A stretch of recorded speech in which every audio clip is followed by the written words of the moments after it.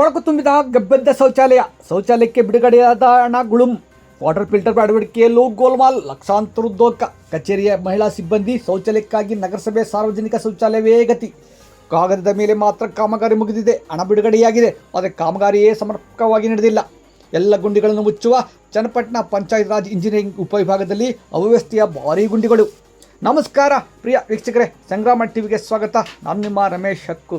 ಬೆಂಗಳೂರು ದಕ್ಷಿಣ ಜಿಲ್ಲೆ ಚನ್ನಪಟ್ಟಣ ನಗರದ ಹೃದಯ ಭಾಗದಲ್ಲಿರುವ ಪಂಚಾಯತ್ ರಾಜ್ ಇಂಜಿನಿಯರಿಂಗ್ ಉಪವಿಭಾಗದಲ್ಲಿನ ಅವ್ಯವಸ್ಥೆಯ ಮುನ್ನೋಟ. ಯಾವುದೇ ಸರ್ಕಾರಿ ಕಚೇರಿಯಾಗಲಿ ಖಾಸಗಿ ಕಚೇರಿಯಾಗಲಿ ಮೂಲಭೂತ ಸೌಕರ್ಯಗಳಲ್ಲಿ ಒಂದಾದ ಶೌಚಗೃಹ ಕಡ್ಡಾಯವಾಗಿರಬೇಕು ಎಂಬುದು ತಿಳಿದ ವಿಚಾರ. ಆದರೆ ಚನ್ನಪಟ್ಟಣ ಪಂಚಾಯತ್ ರಾಜ್ ಇಂಜಿನಿಯರಿಂಗ್ ಇಲಾಖೆಯಲ್ಲಿ ಒಂದು ಬಾರಿ ಬಂದು ನೋಡಿ, ಸಾರ್ವಜನಿಕ ಶೌಚಾಲಯವೇ ಇಲ್ಲ. ಹೋಗಲಿ ಬಿಡಿ, ಅಲ್ಲಿನ ಮಹಿಳಾ ಸಿಬ್ಬಂದಿಗೂ ಶೌಚಾಲಯವೇ ಇಲ್ಲದಂತಾಗಿರುವುದು ನಾಚಿಕೆಗೇಡಿನ ವಿಚಾರ ಎಂದರೆ ತಪ್ಪಾಗಲಾರದು. ಕಚೇರಿ ಕರ್ತವ್ಯ ನಿರ್ವಹಿಸುವ ಇಂಜಿನಿಯರ್ಗಳ ತಂಡವೇ ಇದೆ, ಆದರೆ ಇಲ್ಲಿನ ಅಧೋಗತಿ ನೀವೇ ನೋಡಿ. ಕಚೇರಿಯ ಎಡಬಲ್ಲಿ ಇತರೆ ಅಧಿಕಾರಿಗಳಿಗೆ ಅವರ ಕಚೇರಿಯಲ್ಲೇ ಶೌಚಾಲಯವಿರುತ್ತದೆ ಬಿಡಿ, ಬೇರೆಯವರ ಬಗ್ಗೆ ತಲೆ ಕೆಡಿಸಿಕೊಳ್ಳುವುದಿಲ್ಲ ಇವರು.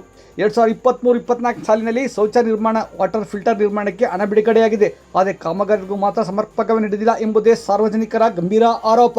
ಈ ಕಾಮಗಾರಿ ಅವ್ಯವಹಾರದ ಬಗ್ಗೆ ಈಗಾಗಲೇ ಜಿಲ್ಲಾ ಪಂಚಾಯತ್ ಮುಖ್ಯ ಕಾರ್ಯನಿರ್ವಹಣಾಧಿಕಾರಿಗೆ ದೂರು ನೀಡಲಾಗಿದೆ. ಅಧಿಕಾರಿಗಳು ತನಿಖೆ ಮಾಡುವುದೊಂದೇ ಬಾಕಿ ಇದೆ.